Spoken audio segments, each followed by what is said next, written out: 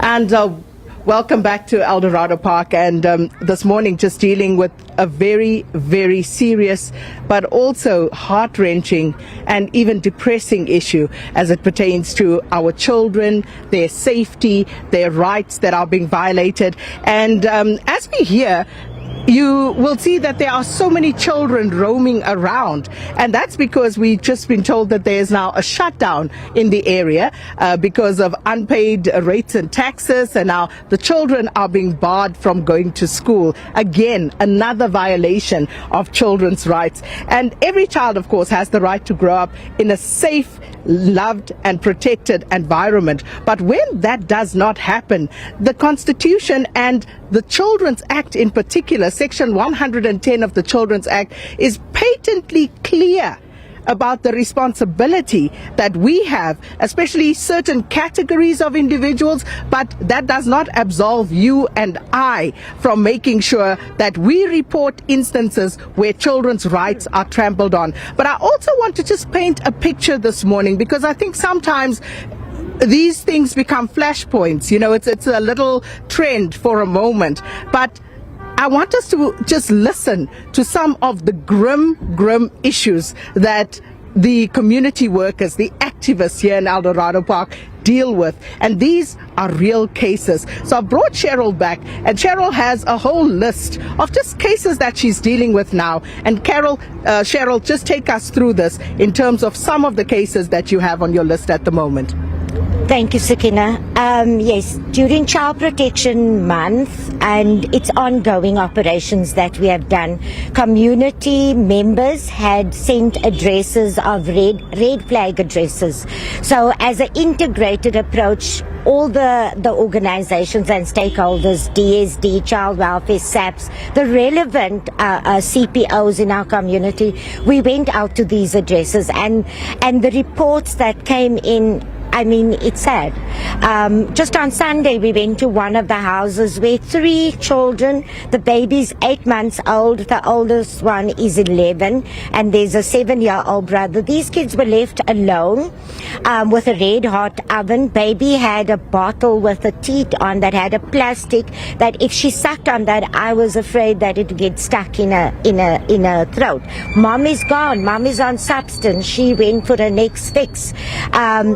We have a list of over 54. On Friday night, we done a blitz. Friday afternoon, we got to one house where 3 little kids, the oldest one is 8 years old, was standing at the window and watching us. In the yard is a shack where more than 12 guys came out of there that was busy smoking.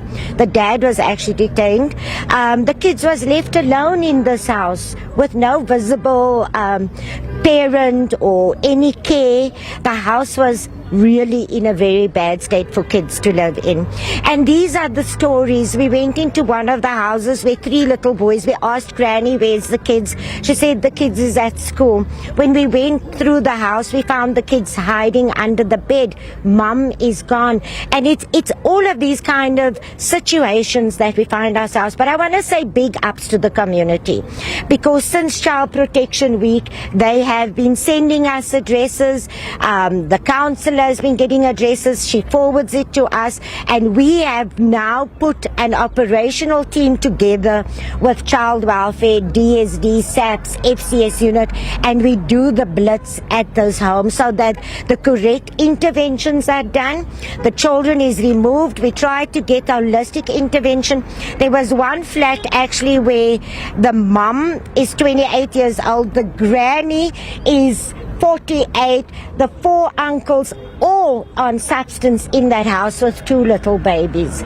So the kids was placed with family, because we don't want to place every child into a safe house. I think the first thing is to look at if there's family support for the children. And then beyond that, we've now allowed the mother to go into a treatment program. The granny is attending an outpatient program. So it needs, I said earlier on, an holistic intervention.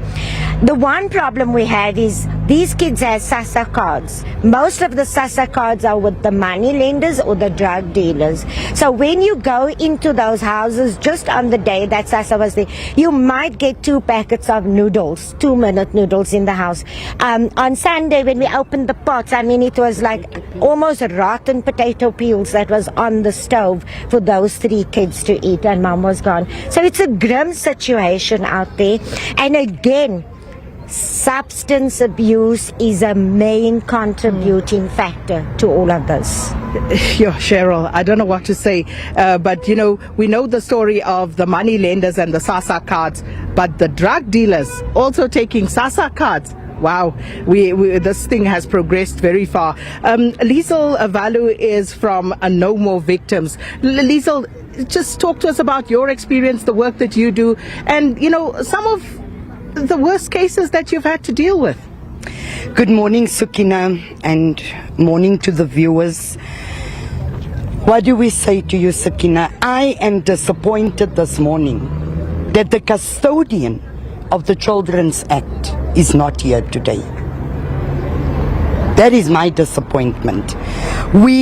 Unfortunately, we can only host 8 kids at any particular time. We're a child protection organization, so you get calls throughout the night. For the past 2 weeks, I think the entire team has been coming home at 2 in the morning, back into our homes. Now people are reporting. Things have surfaced and people are reporting. However, some of our organizations need training, Sakina, on how to report. There's a Form 22 that is used by community as well as schools in reporting deliberate abuse. These cases don't come to the fore. Many of these cases don't come to the fore, and it is hidden. They're under Extension 1, 3 kids. Sad to say, were burnt, was in hospital, matter was reported, kids were placed right back in the care of the parents. So what are we saying? What are we doing? When are we going to win this battle if we do not uphold what the Children's Act guides on? As you compose yourself, thanks, Liesel, for the work that you do. And I know it must be very hard because these are children. And, Liesel is literally in tears. And I fully get it, because last week, so many of us, everyone that I spoke to, said they cried when they listened to that video of what happened to the 4-year-old girl who passed away from Extension 1. But we're also joined by Griselda Bunu, who's from Child Welfare. Griselda, again, this is your reality. You know most of these cases, but it seems almost overwhelming. Good morning, Sakina and the viewers. Indeed, it is overwhelming. I think with the blitz that the community started over the past 2 weeks, I think we have had to remove in excess of 20 children, 22 children. And I think, as all my colleagues have also alluded to, the issues that we found when the social workers were doing the removals was the issues of substance abuse, and this is where the neglect and the abuse comes in. And as social workers, we're not keen on removing children, because family is the best, for the child, for any child. It's best to grow within your family. However, best interest of the child must always be paramount. And in instances where it is clear that children are being neglected and abused, then we have the duty to then do the removal, find a safe space for those children to stay in. I'm very pleased with the community of Eldorado Park in that they took it upon themselves to stand up and say, we need to fight this scourge that is happening, but also to then then involve us so that everything that is done, we are doing it in the correct way, but also safeguarding children. And I think one of the gentlemen you spoke to earlier alluded to the whole issue of Ubuntu, I suppose. Growing up, it was always said that it takes a village. But the village is broken. But the village is on drugs. Exactly. The village is addicted. Yes, and I think this is where we then need to come in. We need to implement programs, for parents, for the community. More awareness is needed because I think with the 4-year-old, when you then listen to the stories, neighbors around had been hearing this child cry, but nobody did anything. Nobody acted on it until it was too late. So we need the communities to be aware, to say, I am responsible for every child that is around me. So if I'm seeing that something is not right, then who do I alert? How do we address that issue? But as you're saying, the community is broken, and I think we need all stakeholders to come to the fore to say, how do we rebuild the community? How do we empower the community? Because sometimes, I think yesterday, Lisa, we were talking about the issue of young people and unemployment, to say, you finish school, there are no job opportunities. So idle hands, people will try to find something to keep themselves busy, and that's where you will find that young people get into gangsterism, young people get into substance abuse. So I think government needs to come also to the table to say, how do we empower the community so that in doing that, in strengthening the community, in strengthening the families, we are protecting the children. Well, again, some more examples of just how dire the situation is. And as I said, you look around you and you see the problems right before your eyes, just as I turn around. And the issue of substance abuse is one that government has to tackle head on, because we cannot continue like this. And people are failing to take care of their children. One of the cases that the ladies mentioned, the mother and the grandmother, the entire family is on drugs, and of course the children are left to fend for themselves. Right now, as we look around, children are carrying children around. You have a child that couldn't be more than 6 years old carrying a baby around, and that tells you what that reality is. And I spoke about Section 110 of the Children's Act earlier, and I just want to leave you with this. Section 110(1) of the Children's Act. And this is what it says.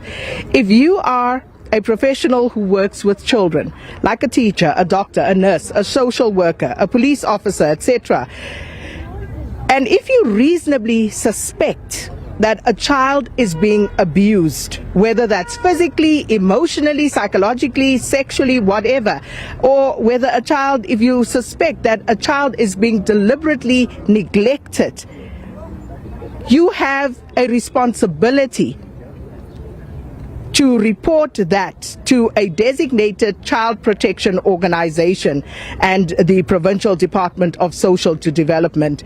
And I want to read this because I think this is what needs to stay with us. Failure to report is a criminal offense. And that is Section 110 of the Children's Act. And what that means is that so many of us today are complicit and we are guilty because we are failing to report offenses against children. When we see children pregnant and we don't report that, we are complicit, we are failing. And according to the Children's Act, I think the majority of us in South Africa should be in jail right now. But this is our reality, and it's time that we bring these documents that are so beautifully crafted to life. And that's the only way that we're going to fix this community and other communities. And I hope that if nothing else, this is an eye-opener coming from Eldorado Park this morning, where again, children's rights are being trampled upon. They're not going to school because the community has issues with water and electricity rates and taxes issues. But that's where we unfortunately have to leave it. And hopefully not the last time. We will get to the authorities and try and give them a right of reply on this matter. But for this morning, Leanne, it's back to you. Yeah, a real hard-hitting broadcast this morning with nothing but the truth, nothing but the lived experiences of what communities are going through behind closed doors and what the children, and you can see it in the streets. I mean, it's there, everything that they were speaking about. I mean, what stood out was Margaret talking about a young kid running around in their gown at whatever time of the day. Well, I mean, I just saw a little one running across the road in her or his gown, I'm not too sure. And, you know, as you say, school's closed, not happening. So what do? You play in the streets and you get influenced by the wrong people. It's just, the society is broken. Talking about broken societies, the unfolding story out at Mapanya Mall is something we've got a very close eye on. That's what we want to put under the spotlight when we come back.